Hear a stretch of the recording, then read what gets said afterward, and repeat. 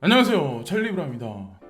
요 근래 야금야금이라도 이제 코인들이 전반적으로 올라가면서 많은 분들의 이제 관심도 되게 점점점 이제 증폭되고 있는 것도 사실인데, 사실은 이 불장 속에 약간 이제 중간중간에 조금씩 이제 조정은 있거든요. 그래서 지금도 이제 만약에 비트코인이 여기서 11,700달러, 750달러, 뭐 800달러 이 언저리에서 왔다 갔다 하고 있는데, 여기서 11,500달러까지 또 약간의 이제 조정이 들어가면 여러분들이 이제 투자하고 계시는 그런 코인들의 원화 가격이 아마 조금이라도 떨어질 거예요. 그래서 그런 거를 보시면서 뭐 강력하게 홀딩 하실 분들은 홀딩 하시되 너무 놀래지는 마셔라. 이제 그렇게 보시면 되고, 일단 그걸 먼저 말씀드리면서 뭐 비트코인부터 전반적인 알트코인 시장에 관해서 종합적으로 다뤄 이제 말씀을 드리려고 하는데, 첫 번째 이제 제가 말씀드리는 건 뭐냐면 연말 보고 사는 코인들에 관해서 이제 말씀을 드릴게요. 이더리움은 제가 예전에 말씀드렸죠.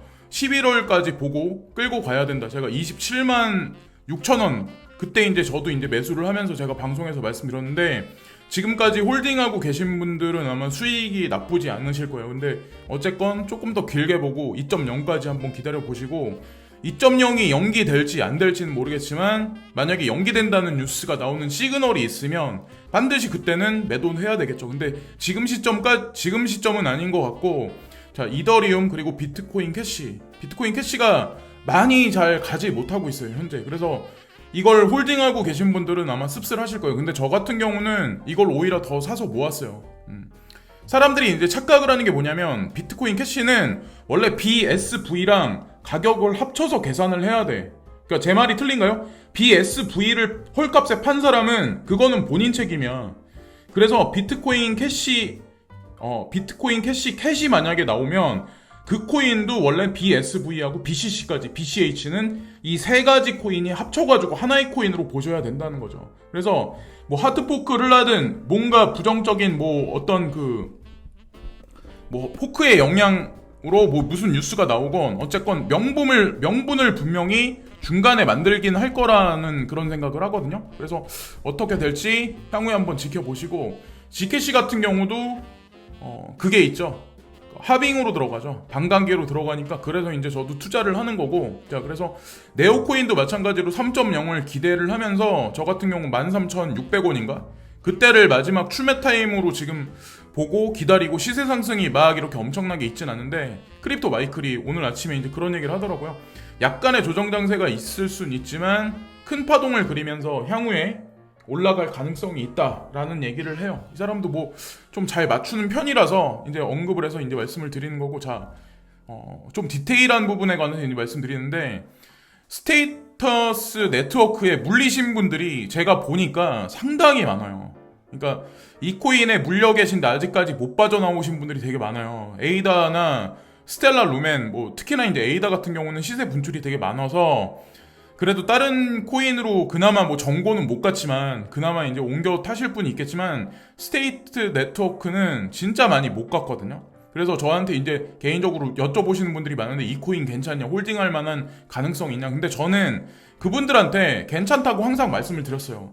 왜냐면 저는 제가 전문가가 아니기 때문에 플립사이드 크립토닷컴에서 등급이 높으면 저는 괜찮다고 판단해. 근데 한 가지 덧붙여서 말씀드릴 건 뭐냐면, 비탈릭 부텔린이 이더리움 책임 개발자죠. 이 사람이 이제 이더리움을 탄생시킨 사람인데, 비탈릭이 어저께 이제 그런 얘기를 해요. 여러분들이 이제 친구들과 대화를 하기를 이제 원한다면 여기 보면 타의 중앙화 메신저 스테이터스 네트워크를 사용을 한번 해봐라, 이런 식으로 이제 추천을 하고 있어요.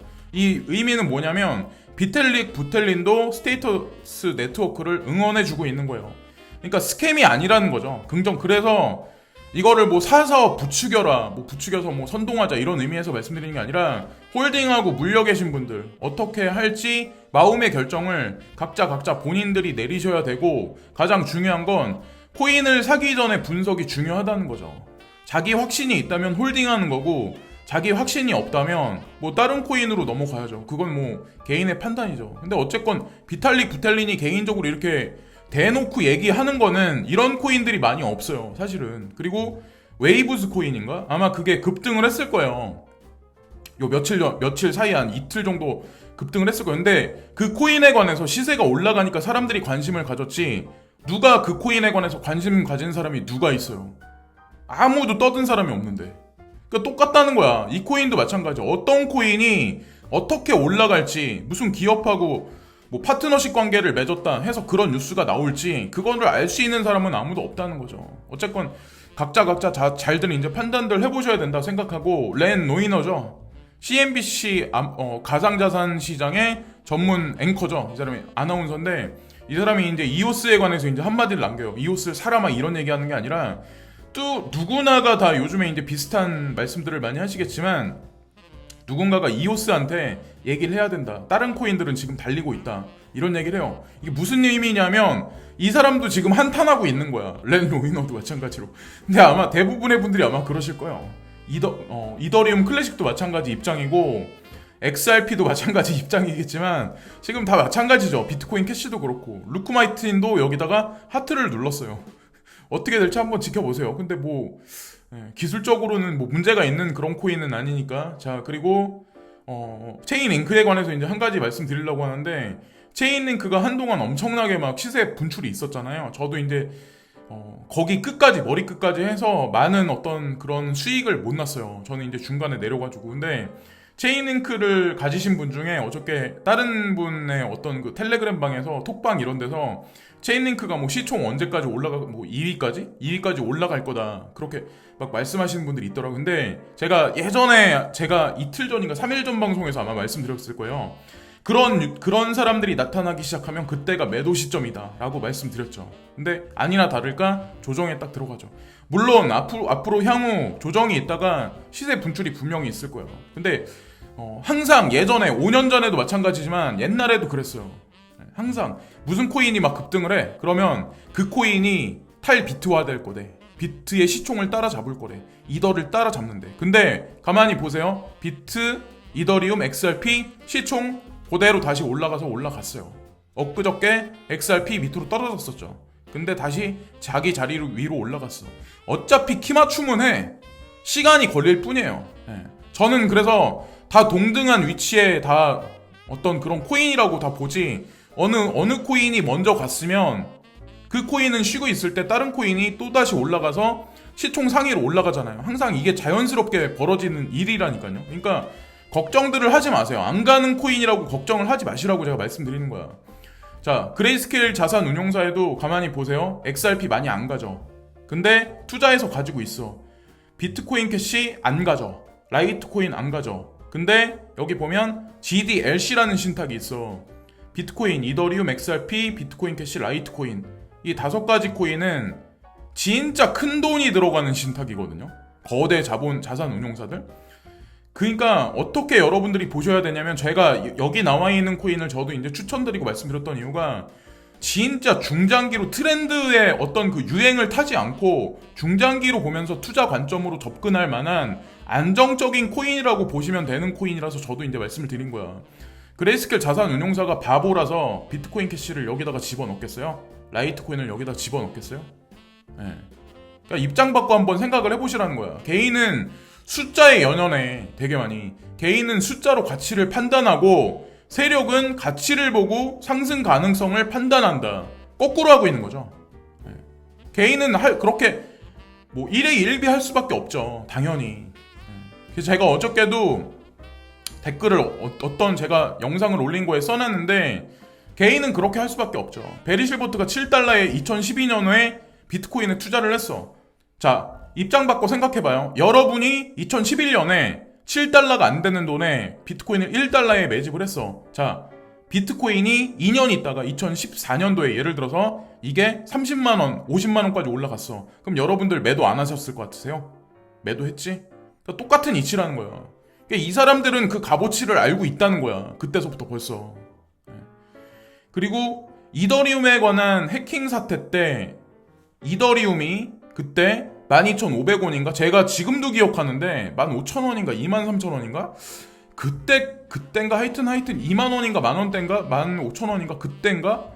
그 다오 나오면서 이제 해킹 사태가 벌어지면서 그때 이더리움 클래식이 이제 탄생한 적이 있었거든요. 다오 해킹 사태 때. 근데 그러면서 이더리움 가격이 급작스럽게 80%인가 폭락한 적이 있었어요. 저도 그때 이더리움을 많이 가지고 있었어요. 저 그때 헐값에 팔았어요.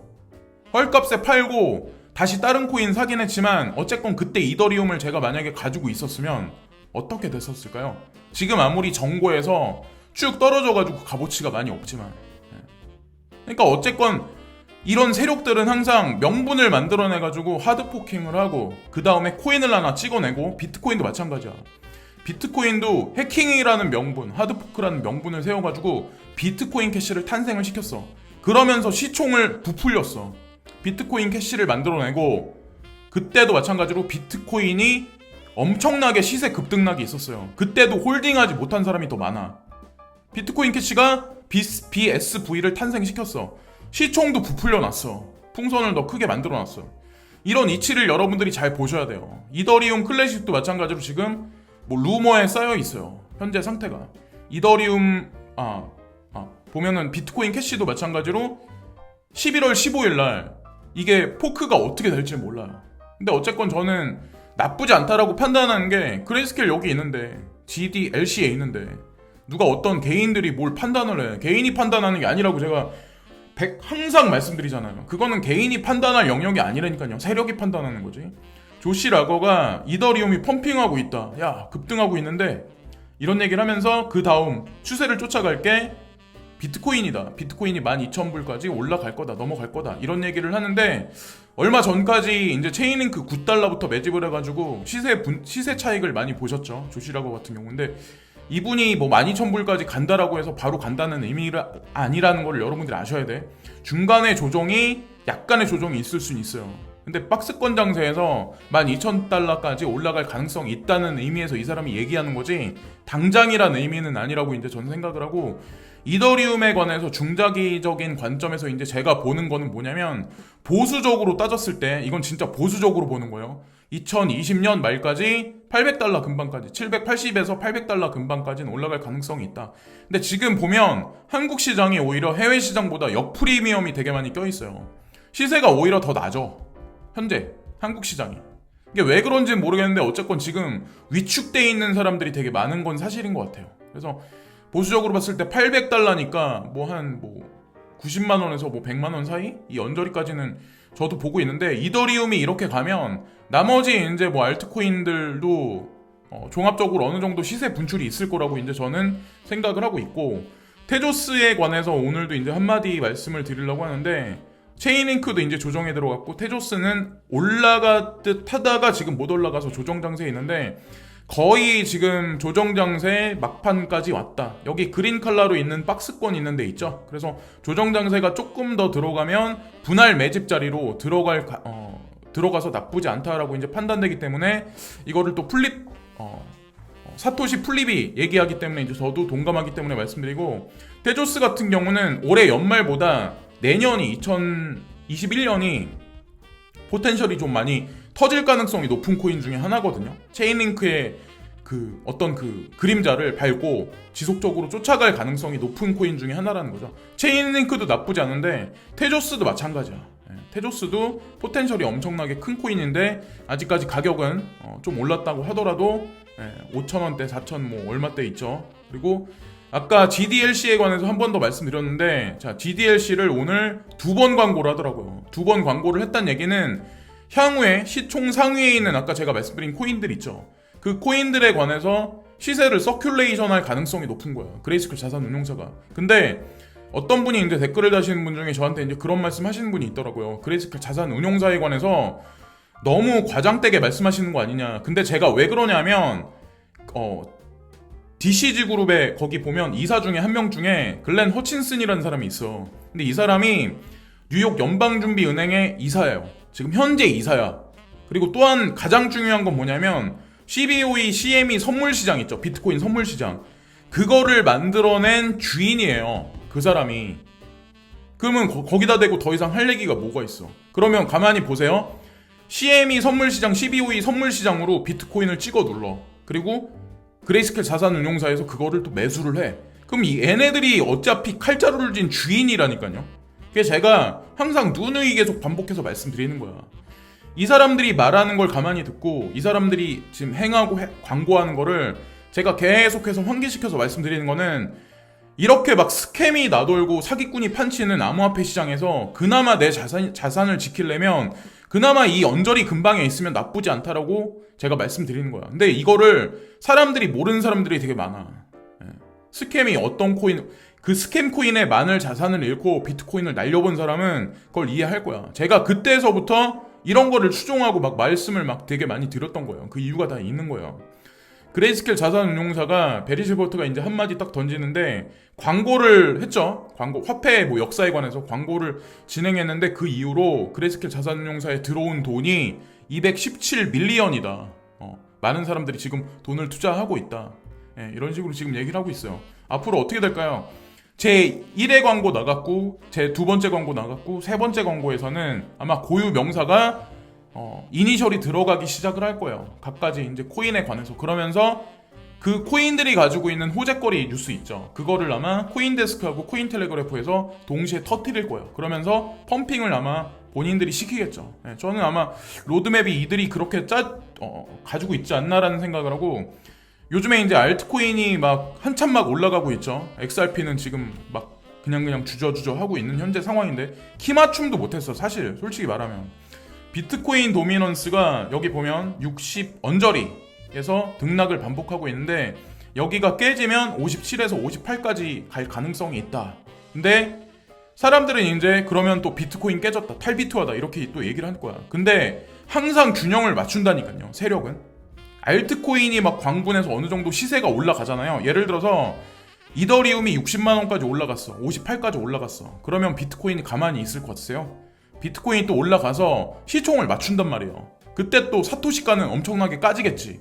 그런 어떤 그 메커니즘을 보시면서 움직이셔야 된다는 거죠. 너무 한쪽에 막 비트코인 막시멀리스트가 돼도 안 되고 알트코인 막시멀리스트가 돼도 안 되고 두 가지를 동시에 균형 있게 생각을 하셔야 된다는 거죠. 그리고 아이콘에 관해서도 긍정적으로 누가 말을 하는데 지금 보면 이것도 약간의 조정이 있을 수는 있지만 이게 보면은 이것도 마찬가지로 11월 전에 한 30%? 40% 정도의 가격 상승이 있을 수도 있다. 아이콘도 나쁘지 않은 것 같아요. 아이콘도 뭐 한국의 이더리움이다? 이런 식으로 사람들이 많이 칭찬을 많이 하고 있는 코인이잖아요. 이 코인도 나쁘지 않게 보고 있고, 그리고 어떤 사람들이 이제 지금 그런 얘기를 하는 사람들도 있거든요. 주식시장이 지금 보면 S&P 500 지수인데 여기 차트에 나와 있는 것 같이 12년 트렌드 라인에서 보면 더블탑이에요. 더블탑이 뭔지 아시죠? 더블탑에서 떨어지면 조금 많이 떨어질 확률이 높거든요. 그래서 여기서 만약에 그냥 현물경제에 있는 주식시장에 꽂힌 S&P 500 지수가 비트코인하고 동조화돼서 커플링으로 만약에 끌어내리면 해야 할 필요성도 있다. 그래서 아논드란이 이런 얘기를 하더라고요. 그래서 이것도 추가적인 사항에서 말씀드리고, 여기 나와 있는 것 같이 다우존스, 나스닥, S&P 500 지수, 달러 인덱스까지 동시에 지금 떨어지고 있어요. 근데 많이 떨어진 건 아니고 뭐 마이너스 0.14, 마이너스 0.0이면은 소폭의 조정 장세에 들어가서 이제 마감을 한 거죠. 그래서 다음 주 들어가서 통화 시장에서 뭐 지금 보면 양적 완화를 어떻게 한다, 통화량을 어떻게 조절한다, 뭐 이런 얘기가 또 어떻게 나올지 모르겠지만 한번 기대를 저는 앞으로도 해봐야 된다고 생각을 합니다. 다우존스는 그냥 뭐 나쁘지 않게 지금 마감을 했네요. 그리고 은가격은 2,000달러를 막 이렇게 치솟았을 때 사람들이 3,000달러까지 갈 거야, 골드만에서 막 그런 식으로 얘기하고 나서 떨어졌던 가격이. 그래서 1945달러, 26달러 48센트로 마감을 했는데, 저는 골드하고 실버를 동시에 모아서 사모아서 그렇게 했었어요. 실버 같은 경우는 사람이 지구 옮지기도 못할 정도까지 모았었어요. 사실은 내가 왜 근데 지금 생각하면 뭐하러 내가 그 짓을 했었을까, 그런 생각을 저는 한편으로 하거든요. 그때 이제 피터 시프트 칼럼을 한참 많이 봤었죠. 제가 피터 시프트 칼럼을 14년을 봤으니까. 근데 경제하고 맞물려가지고 경제가 향후에 어떻게 될 거다 이런 거에 관한 의견은 맞는데, 저랑 이제 의견이 약간 좀 다르게 해석되는 게 뭐냐면, 피터 시프트는 이 골드, 실버, 현물에 관해서 막시멀리스트고, 저 같은 경우는 지금 뭐 가상자산, 버추얼 에셋에 관해서 막시멀리스트이기 때문에. 근데 여러분들이 이제 마지막에 판단하셔야 되는 게 뭐냐면, 금융 카르텔이 마지막에 선택지일까라는 거를 여러분들이 보셔야 돼. 금은에 투자하면서 어떤 게 마지막 선택지일까요? 비트코인, 가상자산 시장이 마지막 선택지일까요? 아니면 금은 시장이 금융 카르텔한테 마지막 선택지일까요? 어떤 게 더 이들한테 통제하기 쉬울까요? 금은 가격이 여기서 3,000달러 넘는다, 5,000달러까지 올라간다. 금은 현물, 장롱 속에, 땅 속에 숨어. 시중에 현물로 나오지 않아. 지하 자금 시장이 융성할 수밖에 없어요. 뒷거래가 융성하고. 거기서 정부는 세금을 가져가지 못해. 가상자산 시장, 트랜잭션 다 추적할 수 있어요.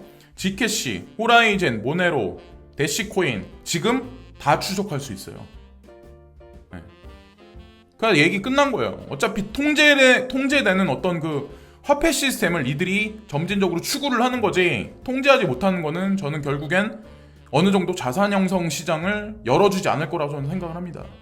비트코인에 관해서 제가 아까 초반에 이제 말씀드렸는데 지금 11,750달러 이 언저리에서 주저주저 하다가 뭐 지금 약간의 하향 곡선을 그리는데, 이 사람이 뭐라고 얘기를 하냐면 비트코인은 박스권이 될 거야. 그래서 11,500달러까지 한 번 더 다시 조정이 들어가고 그 다음에 12,000달러 때까지 또 한 번 다시 올라갈 거예요. 그러니까 박스권이에요. 박스권.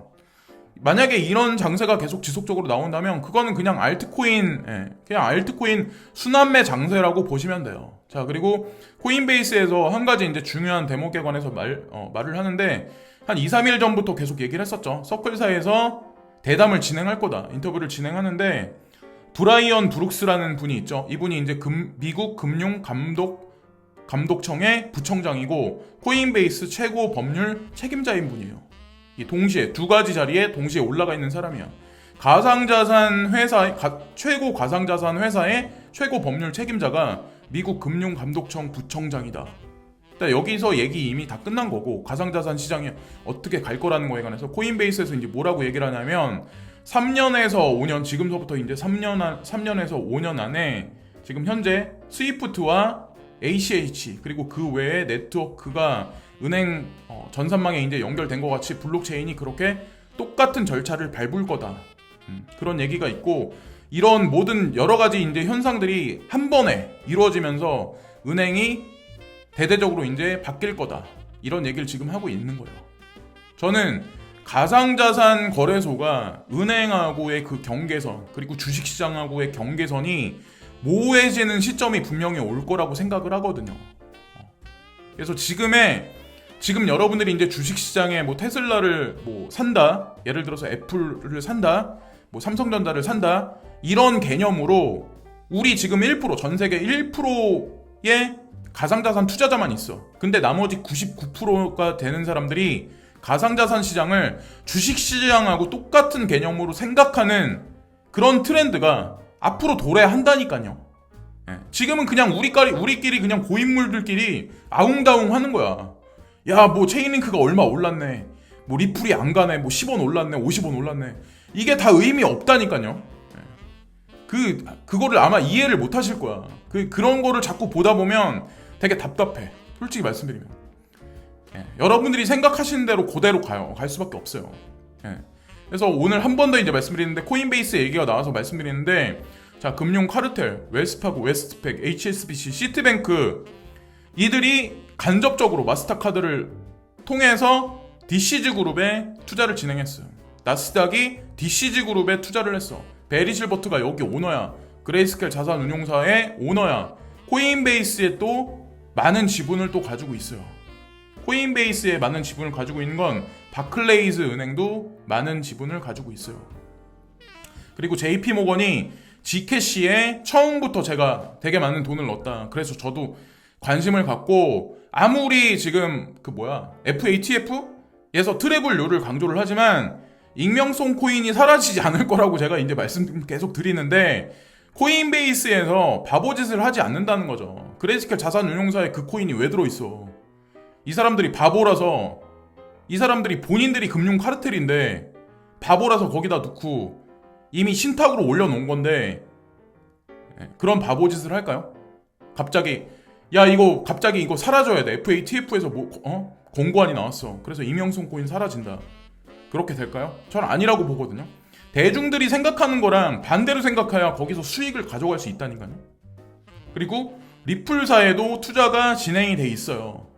코인데스크도 물론 진행이 돼 있고, 자, 한 번 더 환기하는 입장에서 이제 말씀을 드리고, 이더리움이 시세가 어저께도 그렇고 오늘도 그렇고 지속적으로 계속 올라가고 있어요. 이더리움 가지고 계신 분들은 아마 요즘에 기분이 되게 좋으실 거예요. 근데 연말을 보시고 계속 이제 계속 지켜보시고, 특히나 이제 비트코인 캐시 가지고 계신 분들은 시세 분출이 많이 없지만, 어쨌건 왜 여기에 들어있는지를 먼저 생각을 하세요. 숫자를 먼저 보지 마시고, XRP도 마찬가지야. 호라이젠도 많이 안 가고 있어요. 횡보한 지 되게 오래됐어요. 근데 얘네들이 아마 제가 봤을 때 뒤통수 칠 일을 분명히 만들 거라니까요. 이더리움 클래식도 마찬가지야.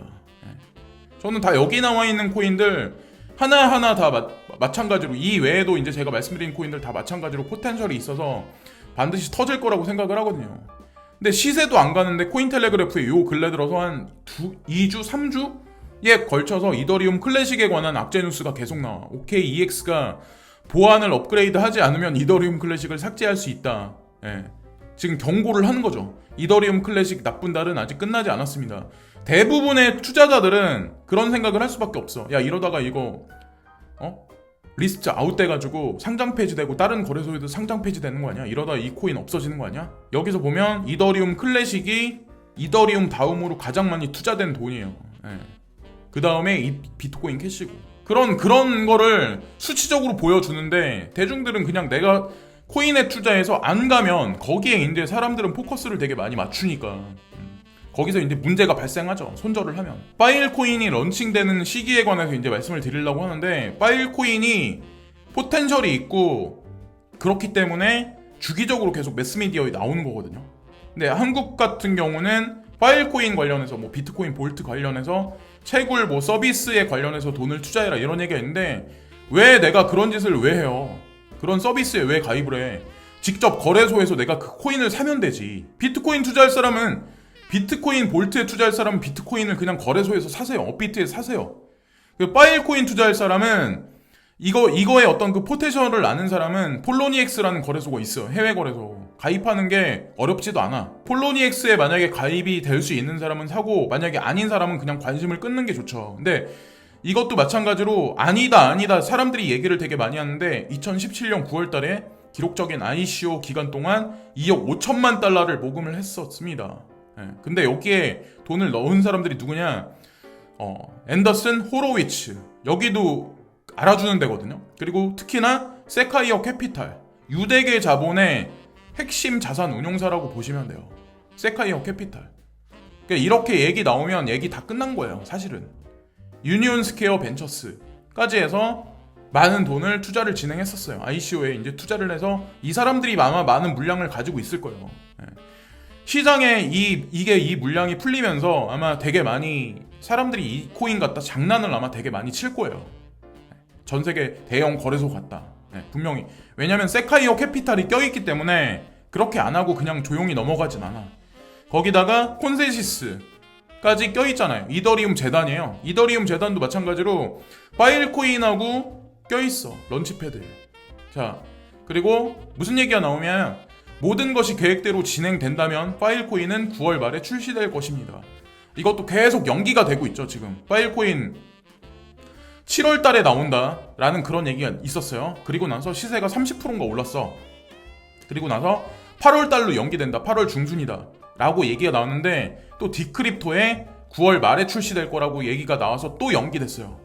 그러니까 이런 연기된다는 얘기가 나오면 시세가 당연히 떨어질 수밖에 없어요. 그리고 우리가 이제 간과하지 말아야 될 게 뭐냐면, 이더리움 2.0에 관한 것도 11월 달이라고 우린 알고 있잖아요. 11월에 이더리움 2.0 연기 뉴스가 나오면 이더리움 시세가 어떻게 될까요? 그러니까 항상 기축을 주목해서 눈여겨보시고, 연기 뉴스가 나오면 스탑 뉴스 걸어놓은 게 아마 동작을 하겠죠. 조금 어느 정도 이제 조정에 들어갈 거고, 그거를 기회로 보셔야 된다고 생각을 해요. 2021년을 보면서. 그래서 돈을 꾸역꾸역, 현금 자산을 꾸역꾸역 모아두셨다가 찬스가 오면 베팅을 하세요. 코로나 바이러스 폐쇄의 두 번째 물결이 비트코인에 미치는 영향. 전 세계가 폐쇄됐는데, 폐쇄 경제야. 뭐 식당을 지금 마음대로 가세요? 아니면 식당 가도 아마 불안하신 분들이 되게 많을 거예요. 저는 식당 같은 데 안 간 지 되게 오래됐어요. 극장도 안 가고 백화점도 안 간 지 되게 오래됐어요. 뭐 같이 갈 사람도 없지만 저희 어머니밖에 없지만. 그래서 코로나 바이러스로 발발한 전 세계의 세계적으로 계속해서 국지적인 폐쇄를 야기하고 있습니다. 전문가들은 코비드19 사례의 두 번째 정점은 추가 양적 완화를 촉발하고 달러를 추가로 하락시킬 수 있다고 믿습니다. 아마 이번에 여름 휴가가 끝나잖아요. 그거 아세요? 우리가 여름 휴가면 다른 나라도 여름 휴가예요. 미국도 마찬가지, 저 유럽 쪽도 마찬가지. 거의 비슷비슷해요. 이 더위가 오는 거는. 근데 항상 보면 더위가 오면 항상 가상자산 시장이 들끓더라고. 항상. 이거는 항상 공통점이었어요. 그래서 어쨌건 코비드19가 더 많이 발생을 하기 시작하면 추가 양적 완화를 분명히 할 거다. 이런 얘기를 하는 거죠.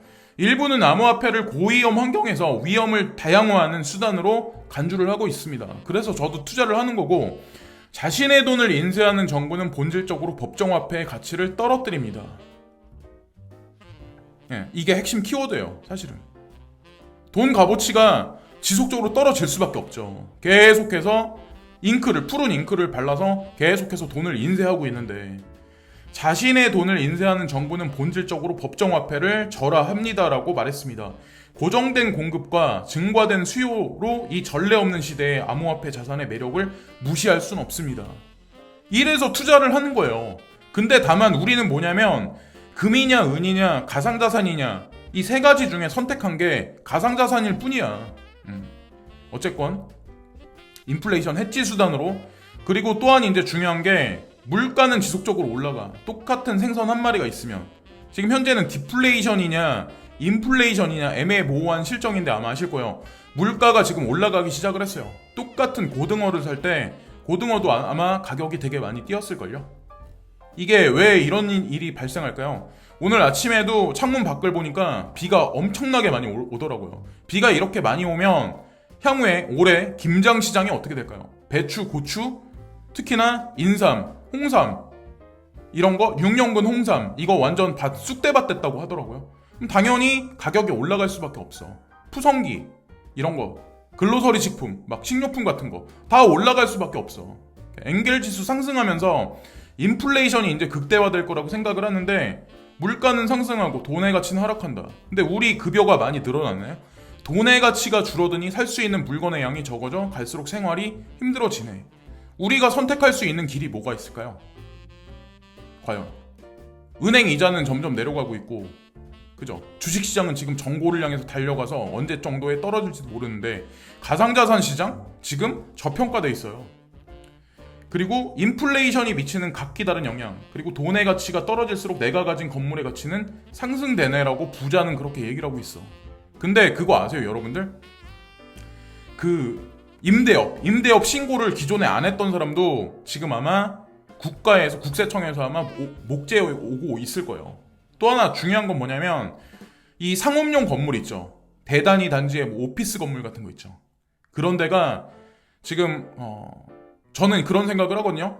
지금 코로나 바이러스가 중장기화되고 재택근무가 점진적으로 늘어나잖아요. 그러면 이 상업 건물에 관한 값어치도 점점 떨어질 수밖에 없어요. 나중에 매매가 점점 안 될 수도 있어. 작년에 어느 시점인가 소지섭이 본인이 가지고 있는 상업용 건물을 매도한 적이 있었어요. 그때 한참 막 피치를 찍고 막 그럴 때였어요. 그리고 미국에서도 월가에서 JP모건 체이스가 옮겼죠. 락데일로 아마 옮겼을 거예요. 그것도 마찬가지로 다 비슷한 이치라고 저는 이제 생각을 합니다. 근데 또한 중요한 게 한국 정부가 재건축, 재개발, 고층 건물 건축에 제한을 완화했다. 그린벨트 해제 등도 지금 고려하고 있다. 다 마찬가지예요. 다 인플레이션을 조장을 하는 거야. 정부는 마찬가지로 고층 건물 조장하는 거예요. 계속해서 부동산 누른다 하지만 알고 보면 정책이 조장을 하고 있다니까요. 지금에야 그렇지. 근데 폭락은 안 할 거라고 저는 이제 생각을 합니다. 폭락할 수가 없지. 왜? 본인들이 세금을 많이 뜯어가려면 그 어느 정도 가격이 유지가 돼야 되거든. 근데 거기서 진짜 피해자는 누군지 아세요? 대출을 진짜 많이 받아서 그 건물을 매입해서 그걸 깔고 안 주고 있는 사람들 있죠. 현금 동원력이 없는 사람들. 저는 사실 건물의 가치가 올라간 거에 많은 비중을 두지 않아.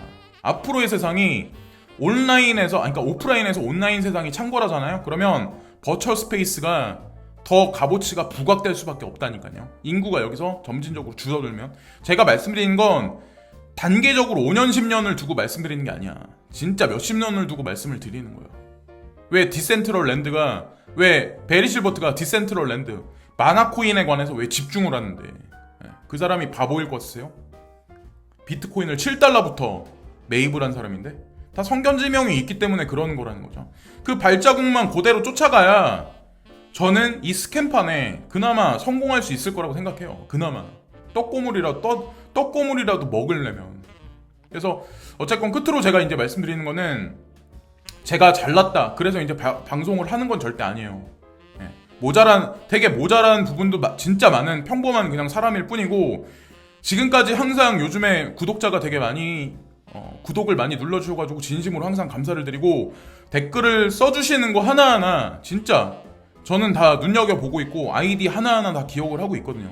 누가 어떤 코인에 물려 있구나 그런 거 저 다 기억해요. 다 기억하고 어떤 코인 알아봐주세요 이렇게 말씀하시는데, 내가 사기 전에 그 코인을 투자할지 말아야 할지를 한 3, 4일 정도 고생을 하셔가지고 분석을 하시고, 다른 사람이 뭐라고 뭐 추천한다 이게 의미가 없어요. 저를 비롯해서 아무도 믿지 마시고, 내 자신의 호주머니에 들어가는 돈이기도 하지만 내 자신이 마지막 결정을 해야 된다는 거죠. 지금까지 찰리 브라운이었고요. 불안한 시장 상황 속에 너무 벌벌 떨지들 마시고요. 중장기적으로 어차피 이 시장은 여러분들이 생각하는 것보다 엄청나게 커질 수밖에 없다고 생각을 합니다. 우리 1% 외에 나머지 99%의 집단 지성인들이, 성인들이 만약에 투자 시장을 보고 이쪽으로 앞으로 10년 동안 들어온다고 생각을 한번 해보세요. 지금 가격을 논하는 게 사실은 의미가 없어요. 구독과 좋아요 끝으로 부탁드리면서 이번 영상은 마치겠습니다. 감사합니다.